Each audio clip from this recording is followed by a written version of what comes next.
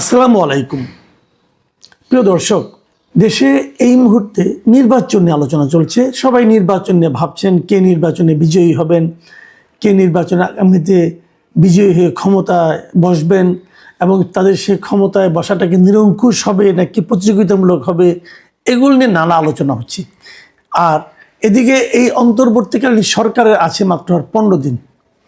এই 15 দিনে তাদের যে কর্মকাণ্ড যা কিছু করছে সেগুলো নিয়েও আমার মধ্যে একটু কৌতূহলের জন্ম দিয়েছে। সেগুলো কি, তারা খুব দ্রুত বেগে কিছু কাজকর্ম করছেন এবং যে কাজ করছেন তার ফল ভালো হোক মন্দ হোক, এটা যে চাপবে আগামীতে যে সরকার আসবে তাদের উপর। তারা কি সেই চাপগুলো নিতে পারবে? যেমন একটা উদাহরণ দিয়ে বলি, আমাদের যে জ্বালানি উপদেষ্টা আছেন ফজলুল কবির খান, তিনি বলেছেন, একটা নিউজ দেখলাম, নিউজটা শিরোনাম হলো এরকম: সরকারি চাকরিজীবীদের বেতন বাড়ানোর সিদ্ধান্ত অন্তর্বর্তী সরকার নেবে না।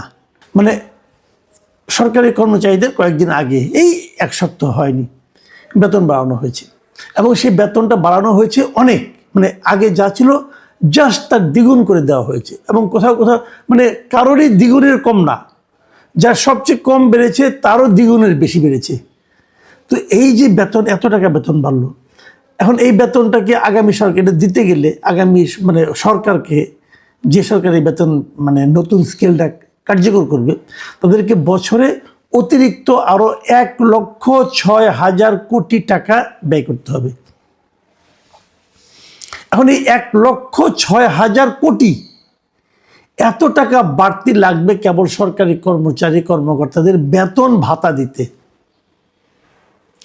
সরকার কি পারবে? এই সরকারে কত টাকা আছে? এখন যা বেতন ভাতা দেয় সরকারের যে রাজস্ব আয় হয় তার 70% অর্থ ব্যয় হয় এই বেতন ভাতা দিতে। তো যদি আরো বেড়ে যায় তাহলে কোথেকে দেবে?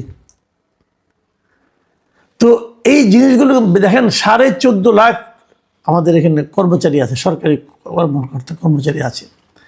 তো এটাকে কিন্তু আপনি আরও মানে নতুন যে বেতন যখন বাড়াবেন তখন এই চাপটা কিন্তু আবার, বেতন বাড়লে বাজারে দাম বাড়বে, দাম বাড়লে বাড়তি দামে কিন্তু বেসরকারি চাকরিজীবীদের কিনতে হবে। বেসরকারি চাকরিজীবীদের কি একই হারে বেতন বাড়বে? যদি না বাড়ে তাদের যে ভোগান্তিটা তার প্রতিকার কে করবে, তার দায় কে নেবে? এবং এই বেতন যেটা বৃদ্ধি হচ্ছে, এই বেতন বৃদ্ধির ব্যাপারে বর্তমান অন্তর্বর্তীকালীন সরকার বলছে যে এটা তারা করবে না। তো আপনারা যে কাজ করবেন না সেই কাজের কমিশনের রিপোর্ট আপনি প্রকাশ করতে গেলেন কেন? যখন আপনি রিপোর্টটা প্রকাশ করলেন তখন কিন্তু সকল সরকারি কর্মকর্তা কর্মচারীদের মধ্যে এক ধরনের প্রত্যাশা জন্ম নিল যে আগামী জুন থেকে তাদের বেতন দ্বিগুণ হয়ে যাবে। এবং এই তাদের যে প্রত্যাশা, এই প্রত্যাশা যদি আগামী সরকার মেটাতে না পারে তাহলে তো আগামী সরকারকে দায়িত্ব নেওয়ার পরে থেকেই কিন্তু এক ধরনের চাপের মুখে পড়তে হবে। তো ওই সরকারকে এরকম চাপের মুখে আপনারা ফেলছেন কেন? কেবল এটাই না, আরও অনেকগুলি ক্ষেত্র কিন্তু আছে। যেমন ধরা যাক, আমি আরেকটা নিউজের কথা বলি, এই সপ্তাহে আরেকটা নিউজ হয়েছে। নিউজটা শিরোনামটা এমন যে প্রাথমিকে সহকারী শিক্ষক নিয়োগে রকেট গতি, ভোটের আগেই ফল, আস্থাহীন চাকরি প্রার্থীরা। এটা প্রথম আলোতে এই নিউজটা এসেছে। বিষয়টা কি? বিষয়টা হলো যে প্রাথমিক বিদ্যালয়ে প্রায় 14,500 সহকারী শিক্ষকের পদে নিয়োগ হবে। 14,500, কিন্তু মাথায় রাখবেন, এই 14,500 পদের নিয়োগের জন্য অ্যাপ্লিকেশন করেছে 10 লাখেরও বেশি। এই যে 10 লাখ লোকের অ্যাপ্লিকেশন হয়েছে, তাদের একটা লিখিত পরীক্ষা হয়েছে এই মাসের, এই জানুয়ারি মাসের 9 তারিখে। 9 তারিখ মানে হলো আজকে থেকে 18 দিন আগে। আজকে থেকে 18 দিন আগে একটা পরীক্ষা হয়েছে। সেই পরীক্ষার ফল, এই 10 লাখ লোকের পরীক্ষার ফল মাত্র 12 দিনের মধ্যে 21শে জানুয়ারি ফল প্রকাশ হয়ে গেছে। 8 লাখ লোকের খাতা দেখা হয়েছে মাত্র 12 দিনে, মাথায় রাখবেন। এখন বলা হচ্ছে যে আগামীকাল মানে 28শে জানুয়ারি থেকে তাদের ভাইবা হবে এবং ভাইবা টাইবা হয়ে এই ইলেকশন তো 12 তারিখে, তার আগেই নিয়োগ দিয়ে দিবে তারা। তো নিয়োগ যদি দিয়ে দেন, এদের প্রথম বেতনটা দিতে হবে কাদেরকে? নতুন যে সরকার আসবে তাদেরকে। এখন নতুন সরকারকে এই 12,500 লোকের বেতন ভাতা দেওয়া পারবে? আবার প্রশ্ন উঠছে, এত দ্রুত আপনি ফল প্রকাশ করলেন, এত দ্রুত আপনি ভাইবা নিলেন, এত দ্রুত চাকরি পুরো প্রক্রিয়াটাই শেষ করলেন, তো এটা এত তাড়াতাড়ি কেন করলেন? দেখেন, যখন এই পরীক্ষাটা হয় 9 তারিখে, তখন কিন্তু এই প্রশ্নপত্র ফাঁস হওয়ার কথাও কিন্তু বাজারে এসেছিল, বা প্রশ্নপত্র পরীক্ষা শুরু হওয়ার আধা ঘন্টার মধ্যে সোশ্যাল মিডিয়ায় চলে এসেছিল। তার মানে পরীক্ষার যে অসাধারণ ভালো কোনো পরীক্ষা হয়েছে, ভালো কোনো পদ্ধতিতে হয়েছে তাও বলা যাবে না। এই পরীক্ষা নিয়েও বিতর্ক আছে। এবং এত দ্রুত শেষ করতে চাচ্ছেন কেন? তার মানে কি, এমন কিছু লোককে অথবা এমন কোনো গোষ্ঠীর লোকজনকে এখানে নিয়োগ দেওয়া হচ্ছে যাদের নাকি পরবর্তী সরকার যদি ঠান্ডা মাথায় নিয়োগ দেয় তাহলে তাদের নিয়োগ নাও হতে পারে। তাদের নিয়োগটাকে নিশ্চিত করার জন্য কি তাড়াহুড়া করা হচ্ছে? এটা একটা বড় প্রশ্ন। এই প্রশ্নটা আমি আরও এই কারণে করছি যে আপনারা এর মধ্যে শুনেছেন যে বিএনপির চেয়ারম্যান তারেক রহমান সাহেব একটা কথা বলেছিলেন। উনি বলেছিলেন ওনার প্রথম নজর থাকবে প্রাথমিক শিক্ষার প্রতি, এবং উনি বলেছিলেন যে প্রাথমিক শিক্ষকগুলিতে মানসম্পন্ন শিক্ষক নিয়োগ করতে হবে। তাহলে উনি যেটা বলেছেন ওইটাকে কি ভণ্ডুল করে দেওয়ার জন্য, ওইটা যদি উনি মানসম্পন্ন শিক্ষক নিয়োগ না করতে পারেন সেই জন্যই কি এই কাজগুলি করা হচ্ছে? মানে আগে ভাগে এমন একটা বাস্তবতা তৈরি করে দেওয়া হবে যেন নতুন সরকার এসে নিজেদের মতো করে কোনো সিদ্ধান্তই নিতে না পারে। এটাই কি ঘটনা? ঠিক আছে, আমি আরেকটা ঘটনা বলি।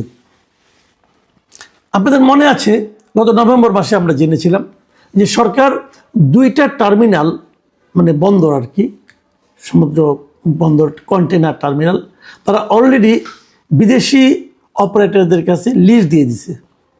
চট্টগ্রামের লালদিয়া কন্টেনার টার্মিনাল যেটা, সেটা 30 বছরের জন্য লিজ দেওয়া হয়েছে ডেনমার্কের একটা বেসরকারি প্রতিষ্ঠানের কাছে। 30 বছর কিন্তু। আর ঢাকার কেরানীগঞ্জের পানগাঁও যে নৌ টার্মিনাল আছে, এটার পরিচালনার দায়িত্ব 22 বছরের জন্য দেওয়া হয়েছে সুইজারল্যান্ডের একটা প্রতিষ্ঠানের কাছে। প্রশ্ন হচ্ছে যে এই সরকারের মেয়াদ হলো মাত্র 1.5 বছর, এখন আছে আর 15 দিন। এই 1.5 বছরের একটা সরকার এই 30 বছর অথবা 22 বছরের জন্য লিজ দেওয়ার কি তাদের কোনো এখতিয়ার আছে? অথবা এই যে 2টা লিজ হয়েছে, এই লিজগুলি কি আন্তর্জাতিক টেন্ডারের মাধ্যমে হয়েছে? কি প্রক্রিয়া হয়েছে কেউ জানে না, কিন্তু সম্পূর্ণ অস্বচ্ছ একটা প্রক্রিয়ায় এগুলি করা হয়েছে। কেন? এবং যদি এই প্রক্রিয়াটা আমাদের দেশের জন্য লাভজনক না হয় তাহলে এই অলাভের অথবা এই ক্ষতির ভারটা কাদের উপর গিয়ে পড়বে?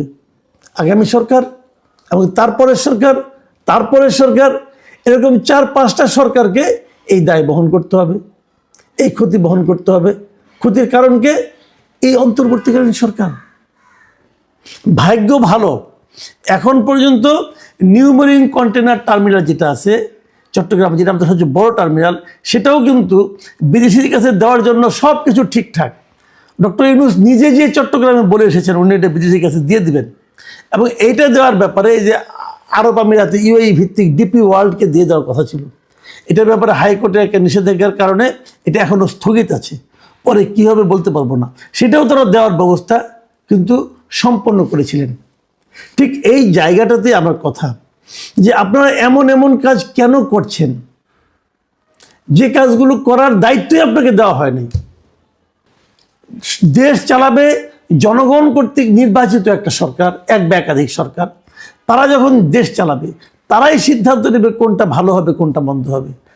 আপনি কে এগুলি আগাম করে যাওয়ার এবং তাদের মাথার উপর কতগুলি বোঝা চাপিয়ে দেওয়ার জন্য আপনাদের এই প্রচেষ্টা কেন? আপনাদের দায়িত্ব ছিল ডে টু ডে কাজ করা। বড় বড় কথা বলছেন সংস্কার নিয়ে, সংস্কার করার জন্যই বা আপনাকে এখতিয়ার কে দিল? তারও যে বড় কথা, আপনারা যে সংস্কারটা করেছেন, মানে করতে চাচ্ছেন, যে প্রস্তাবনা নিয়ে আসছেন, সেই প্রস্তাবনা তৈরি করার মতো সক্ষমতা কি আপনাদের আছে? আপনারা কি যোগ্য লোক? এটাও তো প্রশ্ন আমার একটা আছে। যারা এই সংস্কার প্রস্তাবগুলো তৈরি করেছি এদের কিন্তু আমি যোগ্য মনে করি না। প্রস্তাবগুলো তো ভালো হয়নি, 2-1টা প্রস্তাব ভালো হতে পারে, আংশিক ভালো। তো সবার জন্য গ্রহণযোগ্য একটা প্রস্তাবকে আপনারা তৈরি করতে পেরেছেন? যদি পারতেন তাহলে এতগুলি এর মধ্যে এই সংস্কার জুলাই সনদের মধ্যে এত এত বিভিন্ন পলিটিক্যাল পার্টির এত এত নোট অফ ডিসেন্ট পড়লো কেন?